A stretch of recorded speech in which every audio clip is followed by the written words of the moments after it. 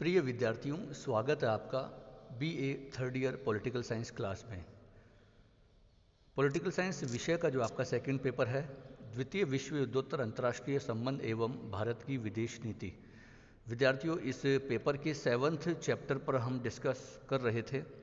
आपको पता है काफ़ी डिटेल से हम भारत की विदेश नीति चैप्टर आप देख पा रहे हैं, भारत की विदेश नीति, निर्धारक तत्व और भारत एवं संयुक्त राष्ट्र संघ।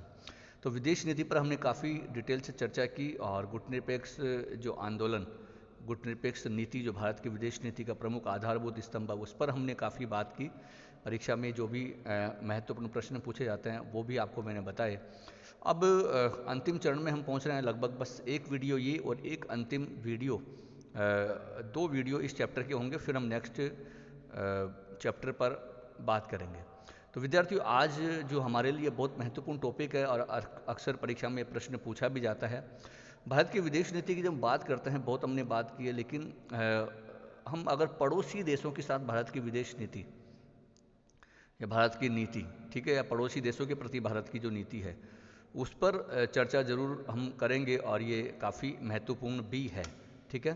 तो आज इस वीडियो में विद्यार्थियों पड़ोसी देशों के प्रति भारत की जो नीति है, भारत की विदेश नीति है, उस पर हम चर्चा करेंगे। बहुत महत्वपूर्ण ये टॉपिक है। और पहले हम भारत की जो पड़ोसी देशों के प्रति जो नीति है उसको दो भागों में डिवाइड करके, ठीक है, वो समझेंगे।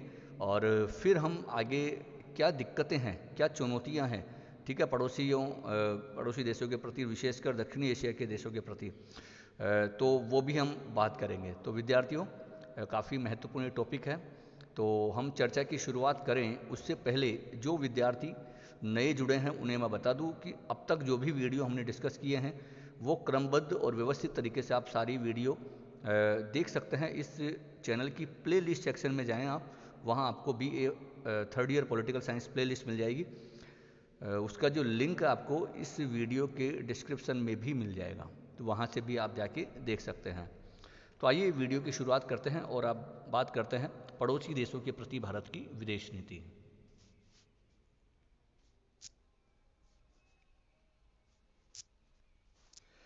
विद्यार्थियों, जैसा कि आप देख पा रहे हैं, पड़ोसी देशों के प्रति भारत की विदेश नीति को हम अगर समझते हैं तो सरलता की को ध्यान में रखते हुए या बेहतर तरीके से समझने के लिए हम उसको दो भागों में डिवाइड करके समझेंगे, तो थोड़ा सा आसानी से हम समझ पाएंगे, ठीक है। दो भाग कैसे? एक तो पहला आप देख पा रहे हैं, हम दक्षिणी एशियाई देशों के प्रति भारत की विदेश नीति, क्योंकि दक्षिणी एशियाई देश, आपको पता है कि जो सार्क वाले सारे देश है ना, वो जिसमें भारत तो खैर है ही, उसके अलावा पाकिस्तान, श्रीलंका, बांग्लादेश, नेपाल, भूटान, अफ़गानिस्तान, ठीक है, तो ये मालदीव, तो ये जो दक्षिणी एशिया के देश हैं इनके प्रति भारत की विदेश नीति क्या रही है। और फिर दूसरा हम चीन के प्रति, क्योंकि चीन दक्षिणी एशिया में नहीं आता है, ठीक है ना, तो वो दक्षिणी सार्क में भी नहीं है, आपको पता है। तो चीन के प्रति, क्योंकि भारत का पड़ोसी देश है, तो पड़ोसी नीति की हम बात कर रहे हैं, पड़ोसी देशों के प्रति नीति की हम बात कर रहे हैं, तो फिर चीन की प्रति भारत की विदेश नीति कैसी रही है, चीन के साथ कैसे संबंध रहे हैं, तो वो हम अगले टॉपिक में बात करेंगे। तो इसी वीडियो में हम ये दो भागों में डिवाइड करके, हम दो पॉइंट में डिवाइड करके भारत की जो पड़ोसी देशों के प्रति विदेश नीति है उसको हम समझने का प्रयास करेंगे। तो आइए सबसे पहले हम देखते हैं दक्षिणी एशियाई देशों के प्रति जो भारत की विदेश नीति है वो। विद्यार्थियों, आप सामने तीन सिद्धांत देख रहे हैं स्लाइड में, ठीक है। ये बहुत महत्वपूर्ण सिद्धांत है, और किस बात को लेकर? जो विशेषकर दक्षिणी एशियाई देशों के प्रति भारत की जो विदेश नीति है वो तीन सिद्धांत, गुजराल सिद्धांत, उसके अलावा ये 1997-98 का है, ये 98 मैंने दिया हुआ है, कई बुक में आपको 1997 मिलेगा, दोनों सही है, 97-98 में, ठीक है, तत्कालीन जो प्रधानमंत्री थे इंद्र कुमार गुजराल। तो दूसरा आप देख पा रहे हैं नवीन पड़ोस नीति 2005, और तीसरा बहुत महत्वपूर्ण पहले पड़ोस नीति 2014, ये कई बार पूछा गया है। तीनों ही जो पॉइंट है, तीनों ही सिद्धांत है, कई बार परीक्षाओं में पूछे गए हैं, पहला और तीसरा ये तो बहुत ही ज़्यादा महत्वपूर्ण, अक्सर परीक्षा में पूछे जाते हैं। लेकिन विद्यार्थियों, इन तीनों सिद्धांतों पर हम बात करें उससे पहले कुछ बेसिक जो, क्योंकि 1997 से पहले, आज़ादी के बाद से लेकर 1997 से पहले थोड़ा सा हल्के से एक पृष्ठभूमि मैं आपको देना चाहूँगा कि भारत के पड़ोसी देशों के प्रति जब हम नीति की बात करते हैं, संबंधों की बात करते हैं, या हम बात कर रहे हैं पहले दक्षिणी एशियाई देशों के प्रति भारत की जो विदेश नीति है, भारत के कैसे वैदेशिक संबंध रहे हैं, तो विद्यार्थियों आपको पता है, आपने पढ़ा है कि और दक्षिणी एशिया के देश मैंने आपको बताया जो सार्क वाले देश है, ठीक है। तो इन सभी देशों में अगर हम देखें तो क्योंकि भारत जो है वो एक सबसे बड़ा देश है दक्षिणी एशिया में, भारत सबसे बड़ा देश है। तो चीन दक्षिणी एशिया में हम चीन को काउंट नहीं करते हैं, चीन हालांकि भारत से बड़ा है, तो लेकिन हम बात कर रहे हैं दक्षिणी एशिया की, ठीक है। तो उनमें भारत सबसे बड़ा देश है, एक सशक्त लोकतंत्र वाला देश है, और बाकी जो देश हैं बहुत छोटे देश हैं, काफ़ी अंतर है, काफ़ी गैप है। बात करें हम चाहे पाकिस्तान की, ठीक है, वो थोड़ा सा अपेक्षाकृत और देशों से बड़ा है। बाकी जैसे नेपाल, भूटान, मालदीव, छोटे छोटे देश हैं, श्रीलंका। तो इन देशों के प्रति जो भारत के जो संबंध हैं वो देखिए एक मिले जुले रहे हैं अगर हम आज़ादी से लेकर। हालांकि भारत की जो पूरी कोशिश है, भारत की विदेश नीति में बिल्कुल स्पष्टवादिता से या शुरुआत से, आज़ादी के बाद से हमारी पूरी कोशिश यही रही थी कि हमारे जो पड़ोसी देशों के साथ जो संबंध है, न केवल पड़ोसी देशों के साथ बल्कि पूरे विश्व के प्रत्येक देश के साथ हमारे संबंध हैं वो बड़े शांतिपूर्वक रहेंगे। हम सबके साथ बहुत अच्छे से हमारी विदेश, और यही रीज़न था कि हमने किसी भी गुट में जाने का फैसला नहीं किया और गुटनिरपेक्ष नीति को अपनाया और एक स्वतंत्र विदेश नीति, जिससे कि हम एक बेहतर, एक हमारे हिसाब से हम संबंध प्रत्येक देश के साथ शांतिपूर्ण सहयोग वाले जो संबंध है वो कायम करें। तो पड़ोसी देशों की हम बात कर रहे हैं तो देखिए, लेकिन इसका मतलब क्योंकि ये नहीं है कि हमारे सबके साथ बहुत अच्छे संबंध रहे, हमारी कोशिश यही थी। हमको जो देश दुश्मन मानते थे या हमारे जिन देशों का हमारे प्रति व्यवहार अच्छा था नहीं था, उनके प्रति भी हमने पूरी कोशिश की है। और उदाहरण स्वरूप आपको पता है पाकिस्तान, ठीक है, लेकिन हमने पूरी कोशिश की है कि उसके साथ भी अच्छे संबंध बनाए कायम किए जाए। और उदाहरण काफ़ी हैं, कई युद्ध पाकिस्तान के द्वारा किए गए, 1948 की बात हो, 65 की बात हो, 71 की बात हो, 99 की बात हो, इसके अलावा और अन्य घटनाएं। लेकिन फिर भी बार बार हमेशा भारत ने उदारता का परिचय दिया है और फिर भी एक शांतिपूर्वक सहयोग संबंध, विभिन्न वार्ताएं, विभिन्न बातचीत और सहयोगात्मक रवैया अपनाने का कोशिश। हालांकि ये दूर की बात है कि पाकिस्तान कभी सपोर्ट उसने किया नहीं और कभी उसकी हमेशा कोई कोशिश शांतिपूर्वक संबंधों को नहीं रही है। वो हमेशा से ही उसने बिल्कुल नेगेटिव रवैया भारत के प्रति अपनाया है। तो लेकिन भारत के साथ कुल मिला के जो हमारे संबंध है पाकिस्तान के साथ वो अच्छे नहीं रहे हैं। हमेशा से भारत ने फिर कोशिश की है कि अच्छे संबंध स्थापित किए जाएं, लेकिन पाकिस्तान ने नहीं किए हैं। अगर हम बात करें अन्य जो दक्षिण एशिया के देश हैं, श्रीलंका के साथ भी हमारे शुरुआती संबंध अच्छे, लेकिन बाद में कुछ बीच में खटास भी रही। और एक ऑल ओवर हम ये नहीं कह सकते, लेकिन बहुत ज़्यादा खराब संबंध तो हमारे पाकिस्तान के साथ ही रहे हैं। बाकी नेपाल के साथ हमारी काफ़ी मित्रता रही काफ़ी सालों तक, बाद में कुछ खटास उसके साथ भी आई कई मुद्दों पर, आज भी कुछ मुद्दों पर बनी हुई है, लेकिन उतना नहीं है ऑल ओवर। चाहे हम भूटान के साथ तो खैर बहुत अच्छी मित्रता थी, है, हो और रहेगी, एक अलग प्रकार की। मालदीव, चाहे श्रीलंका, चाहे पाकिस्तान, ठीक है ना, इन देशों के साथ थोड़े हमारे एक मिले जुले संबंध रहे हैं। और अफ़गानिस्तान आपको पता है कि वहाँ तो खैर अस्थिरता रही है, लेकिन बेसिक ऑल ओवर हमारे संबंध ठीक रहे हैं अफ़गानिस्तान के साथ, काफ़ी सहयोग स्थापित किया अफ़गानिस्तान ने। तो पड़ोसी जो देशों में, दक्षिणी एशिया के देशों में पाकिस्तान को अगर हम छोड़ें तो पाकिस्तान के साथ तो हमारे जो संबंध है वो बहुत ज़्यादा ख़राब रहे हैं। फिर भारत ने पूरी कोशिश की है, कई बार युद्ध भी हुए हैं, लेकिन पाकिस्तान का रवैया ठीक नहीं होने के कारण हमारे संबंध ऑल ओवर एक ख़राब ही रहे हैं। और आज भी आपको पता है काफ़ी ख़राब संबंध है, कोई प्रकार की बातचीत नहीं है। उसके अलावा जो भूटान है, सॉरी नेपाल है, और के साथ उसके साथ बहुत अच्छे संबंध रहे थे, लेकिन बाद में अब मिले जुले थोड़ी खटास आई है कई मुद्दों को लेकर। और भूटान के साथ बेहतर संबंध और श्रीलंका के साथ एक मिले जुले संबंध, ठीक है, शुरुआत में अच्छे, फिर बाद में कई मुद्दों पर खटास आई। और विशेषकर 80 के दशक के बाद तो जब तमिल आंदोलन जब रहा वहाँ, और फिर आपको पता है कि उसके बाद तो काफ़ी खराब संबंध रहे। अब आज खैर एक मिले जुले संबंध हमारे अन्य देशों के साथ है। तो कुल मिला के ऑल ओवर हम देखें तो पड़ोसियों के प्रति भारत की नीति प्रॉपर रही है।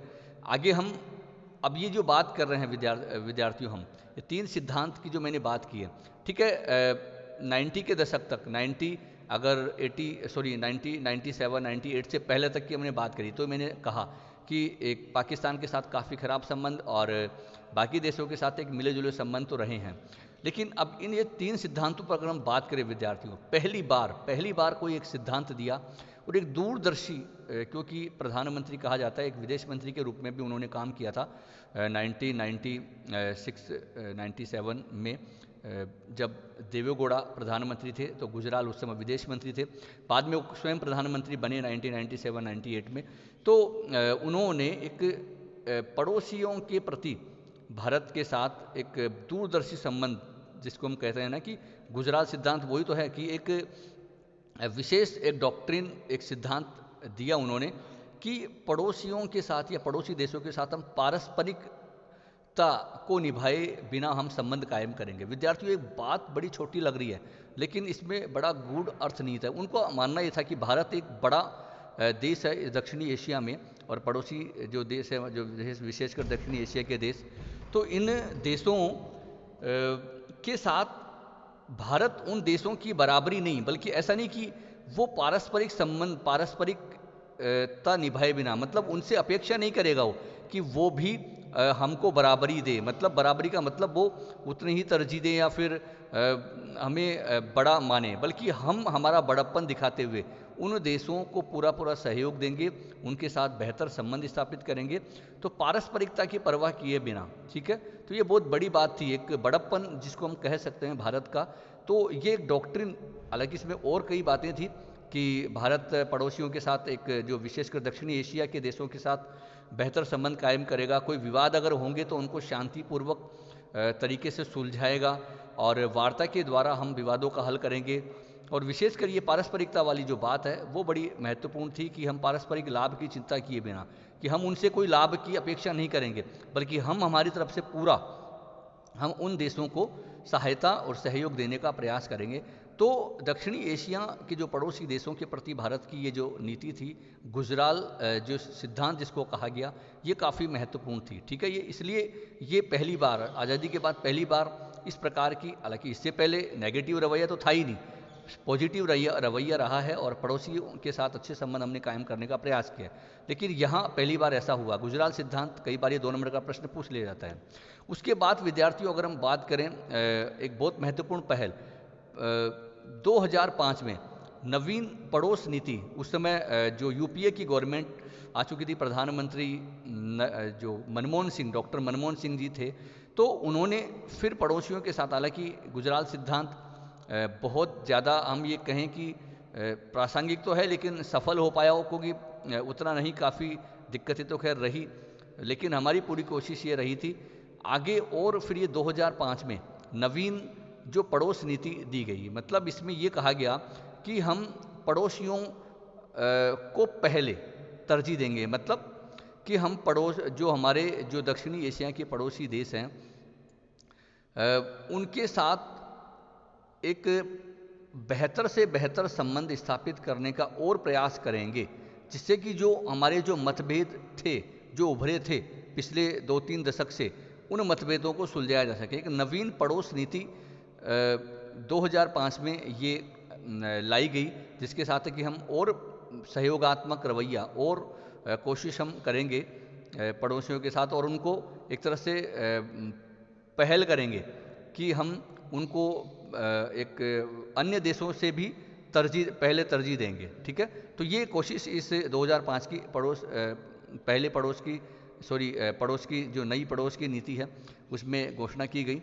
लेकिन विद्यार्थियों, ये एक मेजर जो बड़ी महत्वपूर्ण जो पॉलिसी आई, और जो कि वर्तमान हमारे प्रधानमंत्री जी हैं, जो पहली बार प्रधानमंत्री चुनकर आए थे 2014 में, इन्होंने एक पॉलिसी दी, पहले पड़ोस की नीति 2014 में जो चुन के आए थे। आपको पता है विद्यार्थियों कि जब उन्होंने शपथ ग्रहण समारोह लिया, उनका हो रहा था, उसमें उन्होंने पहली बार ऐसा हुआ था, पहली बार किसी प्रधानमंत्री ने दक्षिणी एशिया के सभी देशों के जो प्रमुख थे उनको अपने शपथ ग्रहण समारोह में बुलाया था। मतलब पहले दिन से ही उन्होंने एक इंडिकेशन दे दिया था कि पड़ोसियों का महत्व उनके लिए कितना है। तो उन्होंने इन दक्षिणी एशिया के देशों के प्रति उन्होंने कहा था हम पहले पड़ोस की नीति अपनाएंगे, हम पड़ोसियों को फर्स्ट नेबरहुड पॉलिसी, ठीक है, पहला जो हक है या पहला जो पहल है या जो उनको सबसे ऊपर रखेंगे पड़ोसियों को, हमारे लिए बहुत ज़्यादा महत्वपूर्ण। तो उसका विद्यार्थियों, हालांकि ये एक अलग विवाद का विषय है कि वो नीति कितनी सफल हुई, सारी नीतियाँ कितनी असफल रही, वो अलग बात है। लेकिन जो ये नरेंद्र मोदी जी की जो पहल थी वो काफ़ी काबिल तारीफ थी, ठीक है। तो इसका काफ़ी इफेक्ट पड़ा, हालांकि जो पाकिस्तान के साथ तो खैर नहीं, क्योंकि बार बार पहल करने के बावजूद उसके नेगेटिव रवैया रहा और आतंकवादी घटनाएं होती रही। आपको पता है कि बार बार जो पाकिस्तान आतंकवादी घटना करके जो फिर संबंध अच्छे होने लगते हैं, फिर वो कोई न कोई आतंकवादी घटना हो जाती है और संबंध खराब हो जाते हैं, ठीक है। तो और बाकी हाँ, लेकिन चाहे हम नेपाल की बात करें, चाहे हम भूटान की बात करें, चाहे हम श्रीलंका की बात करें, मालदीव की बात करें, तो कई खटास होने के बावजूद भी हमने एक संबंधों को बेहतर तरीके से कायम रखने का पूरा प्रयास किया है। तो ये कुछ जो पड़ोसी देशों के प्रति अगर विदेश नीति की विद्यार्थियों, हम वैसे तो चर्चा बहुत डिटेल में कर सकते हैं, लेकिन उतनी समय भी नहीं है, उतनी आप कर भी नहीं पाओगे एग्ज़ाम में। तो बस इनको फोकस में करते हुए आप ये जो पहला हमने पॉइंट इसको डिवाइड किया, जो पड़ोसी नीति, जो पड़ोसियों के साथ भारत के जो संबंध है, तो पहला जो दक्षिणी एशिया के देशों के साथ जो संबंध है उनकी ये हमने बात करी, ठीक है। अब विद्यार्थियों ये तो हमने करी, ठीक है, लेकिन ये दक्षिणी एशिया के देशों के प्रति जो भारत की विदेश नीति है उनके प्रति काफ़ी चुनौतियां भी थी। जैसे कि मैंने कहा, यही कारण रहा कि भारत ने पूरी कोशिश की थी, लेकिन फिर भी संबंध उतने अच्छे कायम नहीं हो पाए, इतने पहल करने के बावजूद भी। तो क्या चुनौतियां हैं या थी, ठीक है, तो वो आप आइए देखते हैं हम नेक्स्ट स्लाइड में।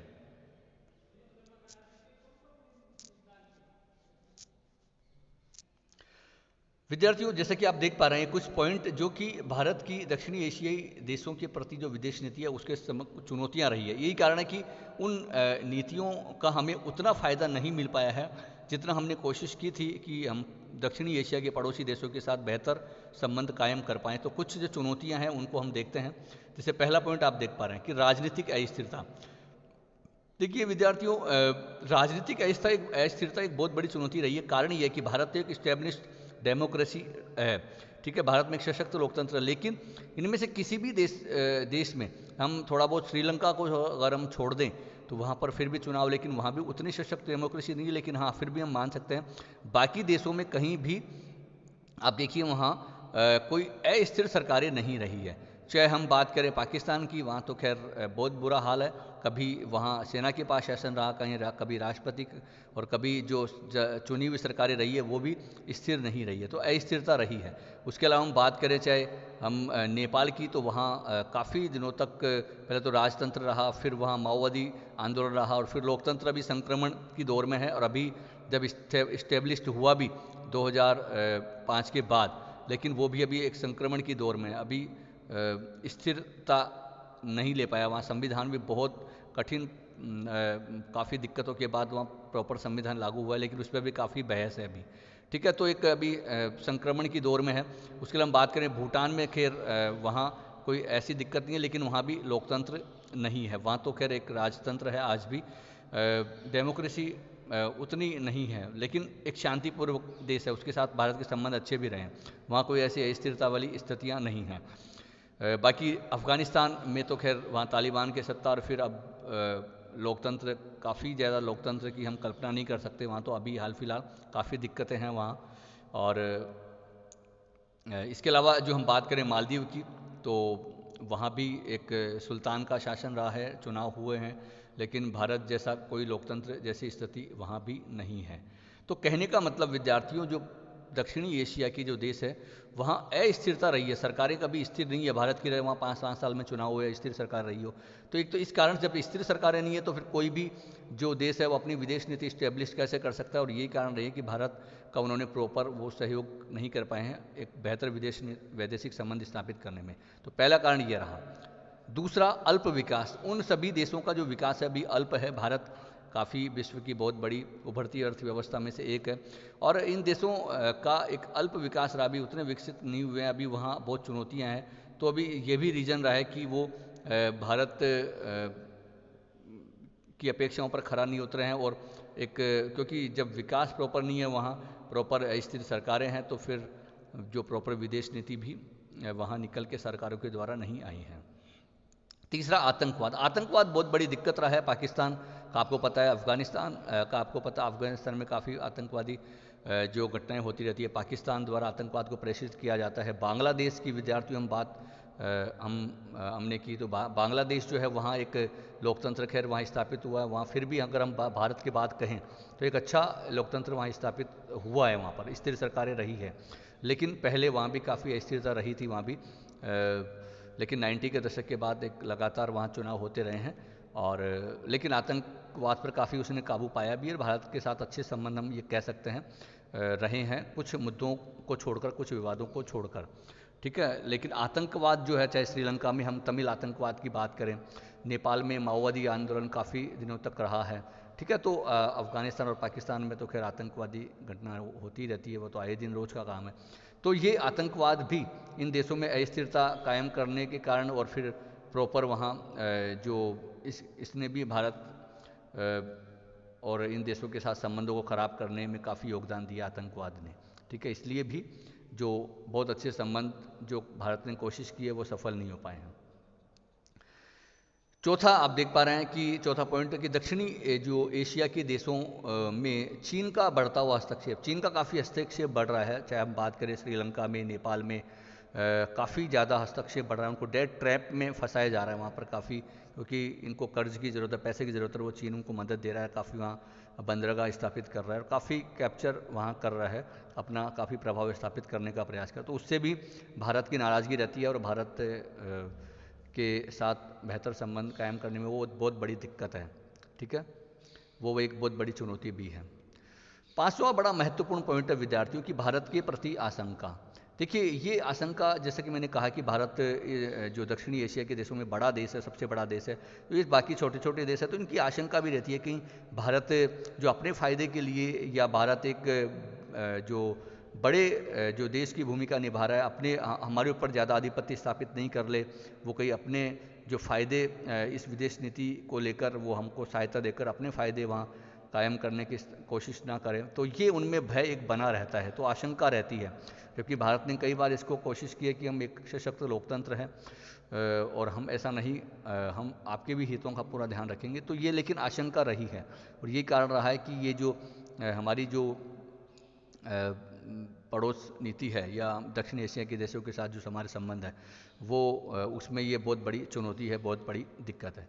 तो ये कुछ विद्यार्थियों दिक्कतों की हमने बात करी, कुछ चुनौतियों की हमने बात करी जो दक्षिणी एशिया के देशों के प्रति ये रहा है। लेकिन ऑल ओवर एक पाकिस्तान को छोड़ दें तो हमने काफ़ी अच्छा मैनेज किया है संबंधों को लेकर। अब हम बात करते हैं विद्यार्थियों, चीन के प्रति जो भारत की विदेश नीति कैसी रही है, आइए देखते हैं।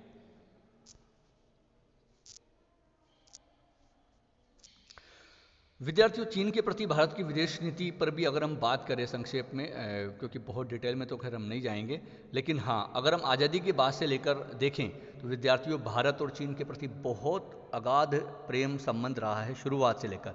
और कारण ये कि भारत के तत्कालीन प्रधानमंत्री जवाहरलाल नेहरू जी ने पूरा विश्वास भी किया है और बहुत अच्छे संबंध रहे हैं। लेकिन विद्यार्थियों, चीन की नीति कुछ अलग रही है और दिखावा कुछ अलग, और उसने काफ़ी धोखा भारत को दिया।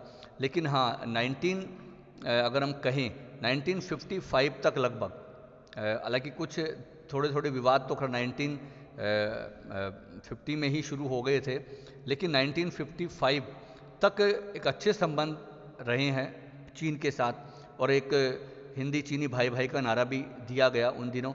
और काफ़ी जो तत्कालीन प्रधानमंत्री नेहरू जी थे वो काफ़ी प्रसन्न थे इस बात से लेकर कि हमारा एक बहुत बड़ा पड़ोस, और चीन को आगे बढ़ाने में भी, क्योंकि लगभग दोनों का आविर्भाव, क्योंकि भारत 1947 में आज़ाद हुआ और जो चीन है एक जनवादी चीन के रूप में वो 1949 में अस्तित्व में आया, तो भारत ने पूरा यहाँ तक कि मान्यता देने वाले भी चीन को एक मान्यता देने वाले देशों में भारत प्रमुख देशों में है, पहले उन्होंने मान्यता दी, संयुक्त राष्ट्र संघ में भी उसको स्थान दिलाने में उसकी महत्वपूर्ण भूमिका रही है। तो कहने का मतलब यहाँ पर यह है कि चीन के साथ काफ़ी अच्छे संबंध रहे, लेकिन उसने कुछ विवाद उभर के सामने आए, चाहे बॉर्डर का इशू को लेकर या फिर तिब्बत का विवाद को लेकर, जो 1962 में आपको पता है कि इसने जो खटास 1962 मतलब 1955 से लेकर और विशेषकर 1958-59 में जब दलाई लामा भारत आ गए थे, भारत ने उनको शरण दी थी, जब क्योंकि तिब्बत में काफ़ी अत्याचार वहाँ किया जा रहा था चीन की सरकार के द्वारा।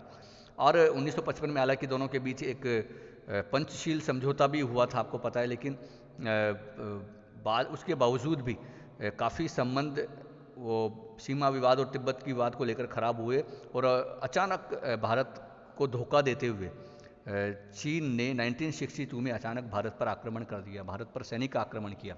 तो उससे भारत को बहुत बड़ा झटका लगा, जिस पर उसने इतना विश्वास किया था और इतना तो ये कहा भी था कि नेहरू जी ने कि चीन ने हमारी पीठ पर छुरा घोंपा है। मतलब हम कल्पना नहीं कर सकते थे कि चीन ऐसा करेगा, और हम इतने सशक्त नहीं थे उस समय कि हम ऐसे हमले के लिए कोई प्रिपेयर भी नहीं थे एक्चुअली में, और हम कल्पना भी नहीं कर सकते थे कि ऐसा चीन कर देगा, लेकिन किया। और अंत में उसमें हमको नुकसान हुआ, हमारी काफ़ी लगभग 48,000-50,000 वर्ग मील जो ज़मीन है हमारी, जो वो उसको हथिया लिया चीन ने, अपने क्षेत्र में ले ली, और काफ़ी झटका इससे काफ़ी जो अंतर्राष्ट्रीय छवि भी भारत की खराब हुई।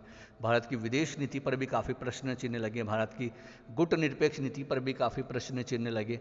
तो ये रहा। तो 1962 में इस हमले के बाद फिर अगर हम देखें तो काफ़ी लंबे समय तक फिर दोनों के संबंध काफ़ी खराब रहे, कोई बातचीत नहीं हुई। विशेषकर 1962 से लेकर 1976 तक बिल्कुल हर प्रकार की वार्ता बंद हुई और काफ़ी कटुतापूर्ण संबंध हमारे रहे।